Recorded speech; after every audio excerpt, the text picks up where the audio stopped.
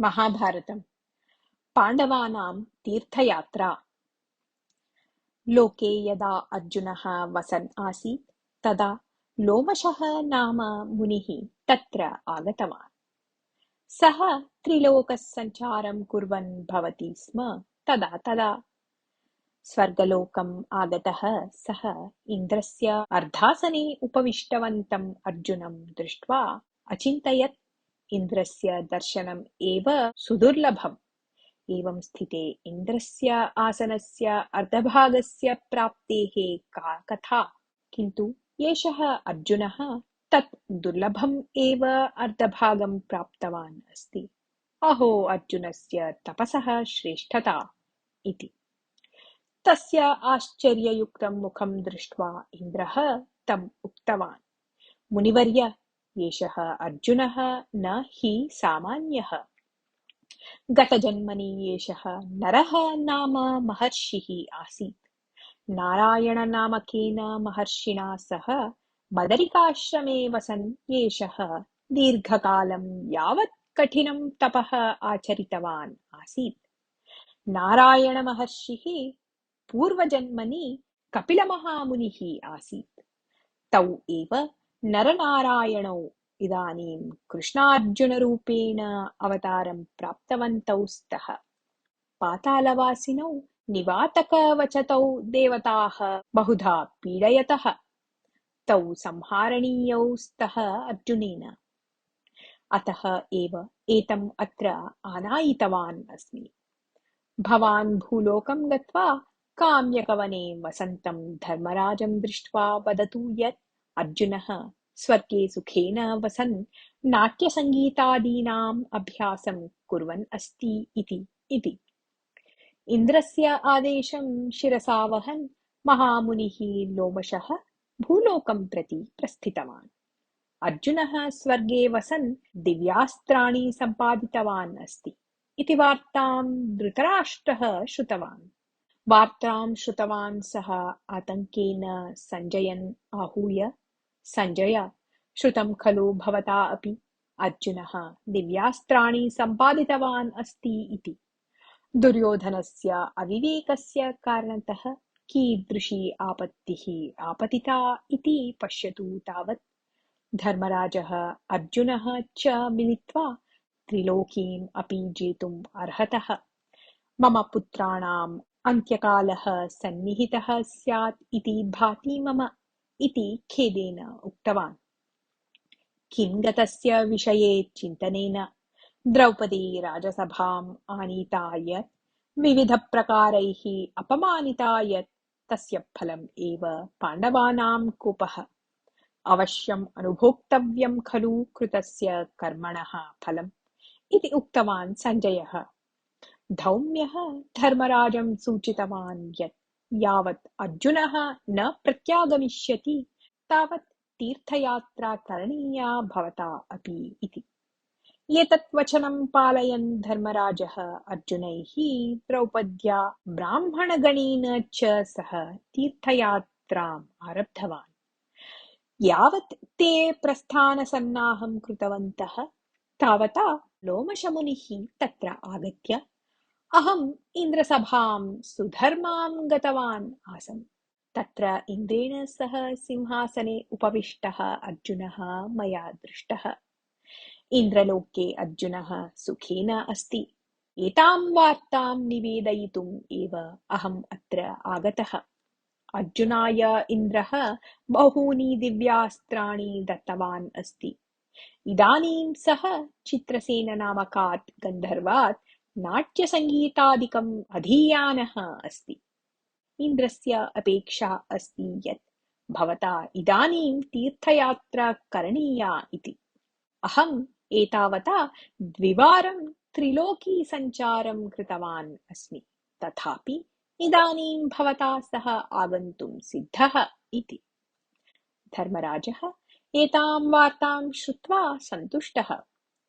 यदर्थम् अर्जुनः गतः अस्ति तत् कार्यम् इदानीं सिद्धमस्ति। इन्द्रस्य अपेक्षायाः पूरणार्थं मया तीर्थयात्रा करणीया एव। इति निश्चित्य सः आत्मना सह वसतः कांश्चन हस्तिनापुरं प्रति पुनः कांश्चन द्रुपदनगरं प्रति च प्रेषितवान्। आयुधकवचादिसहितान् इन्द्रसेनप्रभृतीन् कांश्चन एव जनान् स्वसमीपे स्थापितवान् सः। पाण्डवाः तीर्थयात्रां कुर्वन्तः गोमतीतीर्थं, कन्यातीर्थं, गोतीर्थं, बहुदानतीरं, त्रिवेणीसङ्गमः, गयाक्षेत्रम् इत्यादीनि तीर्थक्षेत्राणि दृष्टवन्तः। एवं यात्रासमये ते अगस्त्याश्रमम् अपि गतवन्तः आसन्। तत्र ते अगस्त्यसम्बद्धाः कथाः श्रुतवन्तः। पूर्वं मणिमती नामके नगरे वातापिः इल्वलः चेति सहोदरौ आस्ताम्। तौ ब्राह्मणान् सत्कारव्याजेन आह्वयतः स्म। वातापिः अजरूपं धरति स्म। इल्वलः तस्य मांसेन पाकं कृत्वा परिवेषयति स्म। भोजनानन्तरं सः वातापे आगम्यताम् इति आह्वयति स्म। वातापिः ब्राह्मणानाम् उदरं भित्त्वा बहिः आगच्छति स्म। ततः मृतं तं ब्राह्मणं तौ खादतः स्म। अगस्त्यः विदर्भराज्यस्य पुत्र्याः लोपामुद्रायाः पतिः। कदाचित् सः पत्न्याः अपेक्षायाः पूरणार्थं धनम् आनेतुं गृहात् प्रस्थितवान्। त्रयः राजानः तेन दृष्टः, किन्तु अपेक्षितप्रमाणेन धनं न प्राप्तम्। अगस्त्यः श्रुतवान् आसीत् यत् मणिमतीनगरवासिनौ वातापील्वलौ प्रभूत धनवन्तौ इति। अतः सः तयोः समीपं गतवान्। इल्वलः यथापूर्वं वातापिम् अजरूपेण परिवर्त्य तस्य मांसेन पाकं सज्जीकृत्य अगस्त्याय परिवेशितवान्। अगस्त्यः तृप्त्या भोजनं कृतवान्। तस्य भोजनस्य अनन्तरम् इल्वलः वातापिम् आहूतवान्। वातापे आगच्छतु तावत् इति।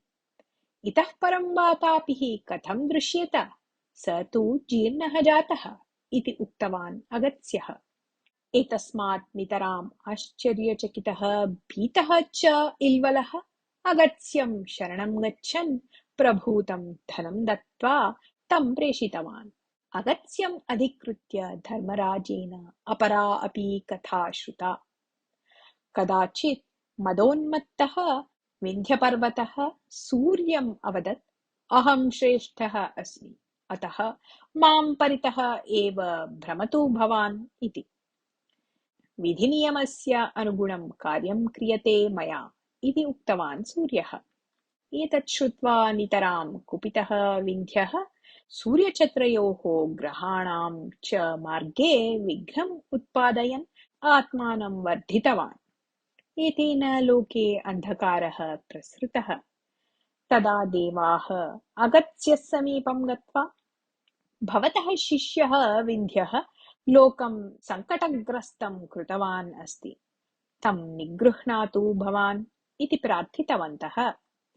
अगस्त्यः लोपामुद्रया सह विन्ध्यपर्वतस्य समीपं गत्वा, वत्स, कस्यचित् कार्यस्य निमित्तम् अहं दक्षिणापथं गच्छन् अस्मि, अतः मार्गं ददातु इति उक्तवान्। तदा विन्ध्यः विनयेन अगस्त्यं नमस्कृतवान्।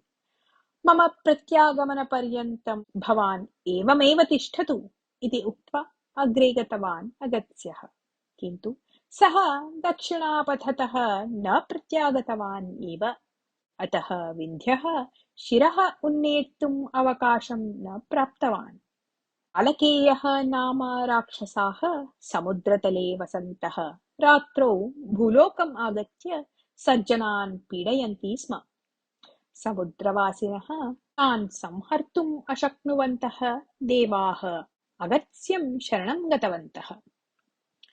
अगस्त्यः तावत् एकेन एव चुलुकेन समुद्रं पीतवान्। एतेन कालकेयाः दृष्टिगोचराः अभवत्। देवाः युद्धे तान् संहृतवन्तः। अगत्स्येन रिक्तीकृतः समुद्रः भगीरथेन यदा गङ्गा भूमिं प्रति आनीता तदा पूर्णतां गतः। अगत्स्यस्य एतादृशी कथाः श्रुत्वा धन्यतां प्राप्य पाण्डवाः अनेकानि तीर्थानि पश्यन्तः कौशिकीनदीतीरं प्राप्य तत्रत्यं विश्वामित्राश्रमम् अपरतीरस्थं विभाण्डकमुनेः आश्रमं च दृष्टवन्तः। विभाण्डकाश्रमं गताः ते विभाण्डकपुत्रस्य ऋष्यशृङ्गस्य कथां श्रुतवन्तः। अङ्गदेशस्य महाराजः रोमपादः दशरथस्य मित्रं। कदाचित् सः ब्राह्मणानां विषये द्रोहम् आचरितवान्। एतेन कुपिताः ब्राह्मणाः तत् राज्यं परित्यज्य गताः। तस्य परिणामतः अङ्गदेशे महान् क्षामः उत्पन्नः।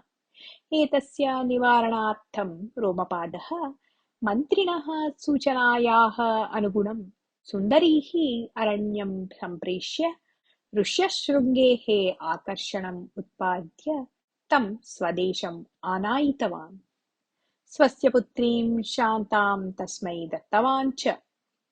ऋष्यशृङ्गस्य आगमनात् अङ्गदेशे वृष्टिः ततः समृद्धिः च जातः।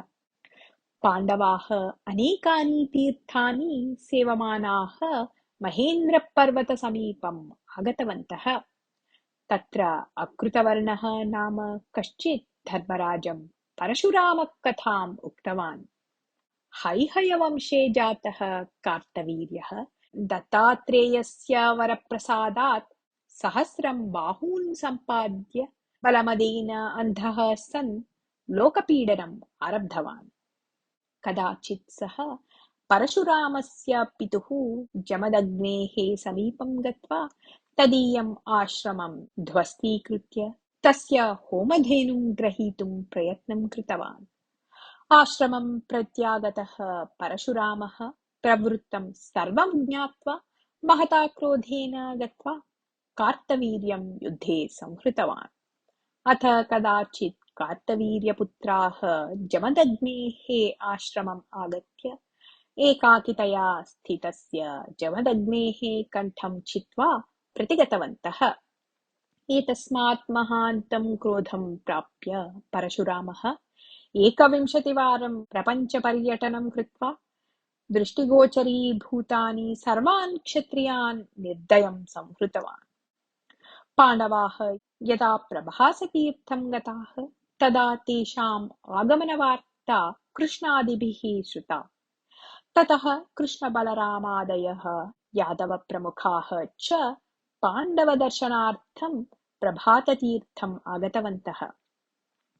यादवाः धर्मराजम् उक्तवन्तः यत् पाण्डवाः युद्धे कौरवान् संहृत्य राज्यभारं निर्वक्ष्यन्ति इति। द्वारकां प्रति यादवानां प्रतिगमनस्य अनन्तरं पाण्डवाः तीर्थयात्राम् अनुवर्तितवन्तः। स च कश्चन पवित्रः प्रदेशः पुण्यतमेषु स्थलेषु श्रेष्ठत्वेन परिगण्यते स्म। स च प्रदेशः तत्र पाण्डवाः नरकासुरस्य अस्थिपञ्जरेण निर्मितं पर्वतं दृष्टवन्तः। ततः प्रस्थिताः ते यावत् गन्धमादनपर्वतं प्राप्तवन्तः तावता महान् वायुः तत्र उत्पन्नः। तत्कारणतः उत्पन्नायाः धूलेः परिणामतः स च प्रदेशः अन्धकारमयः जातः। मेघगर्जनं तडितः स्फुरणं च आरब्धम्। धाराकारवृष्टिः अपि आरब्धा। वृष्ट्यादिभिः आत्मनः रक्षणार्थं महत् कष्टम् अनुभूतवन्तः पाण्डवाः। प्रातःकाले वृष्टिः उपशान्ता।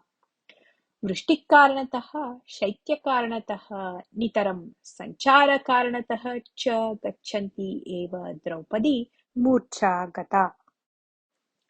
शिलादीनाम् उपरि यथा पतनं न स्यात् तथा तां गृहीत्वा नकुलः उच्चध्वनिना धर्मराजादीन् आहूतवान्। धर्मराज भीम सहदेवादयः धावन्तः तत्र आगतवन्तः। द्रौपद्याः दुरवस्थां दृष्ट्वा सर्वे दिग्भ्रान्ताः। धर्मराजः द्रौपद्याः शिरः स्वस्य अङ्के निधाय बहुधा अश्रूणि स्रावितवान्। अन्ये द्रौपद्याः उपचारं कृतवन्तः। स च मार्गः अपायबहुलः आसीत्। अग्रे गमनं नितरां कष्टकरम् आसीत्।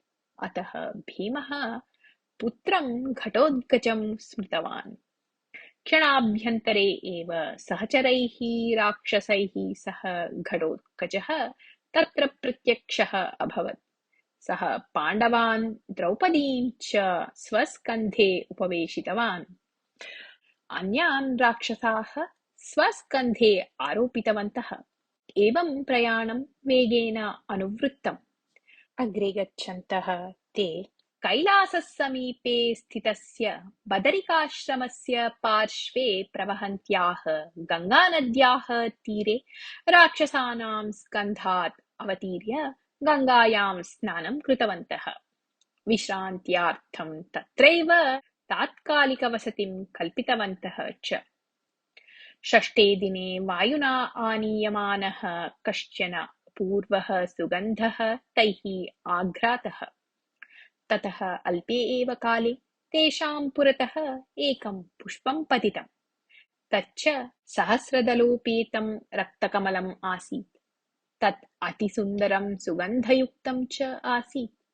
द्रौपदी तत् पुष्पम् उन्नीय दृष्ट्वा तेन वशीभूता सती भीमम् उद्दिश्य, एतत् पुष्पम् अहं धर्मराजाय उपायनीकरोमि। एतादृशं पुष्पम् अस्माकं काम्यकवने अपि विकसेत् इति मम अपेक्षा। किं भवान् एतज्जातीयं सस्यम् आनीय दातुं शक्नुयात्? इति पृष्टवती। द्रौपद्याः अपेक्षायाः पूरणार्थं भीमः गदां धनुर्बाणादिकं च गृहीत्वा गन्धमार्गम् अनुसरन् गतवान्। कोकिलानां गानं, पक्षिणां कलवरं, नदीनां मञ्जुलनिनादं च शृण्वन् अवरोधभूतान् वृक्षान् कर्तयित्वा पातयन् लताश्च अपसारयन् मध्ये मध्ये सिंहनादं कुर्वन् सुदूरं गतवान् सः। एवं गच्छता तेन एकं कदलीवनं प्राप्तम्। तत्र विहरन् सः पुनरपि सिंहनादं कृतवान्। ततः भीताः केचन जलपक्षिणः उड्डीय आकाशमार्गं गतवन्तः। एतस्मात् भीमः ऊहितवान् यत् अनतिदूरे जलाशयः कोऽपि अस्ति इति। ततः सः तं जलाशयं प्राप्य तत्र स्नात्वा कदलीवनमार्गेण अग्रे गत्वा पुनरपि सिंहनादं कृतवान्। तस्मिन् कदलीवने हनुमान् निवसति स्म।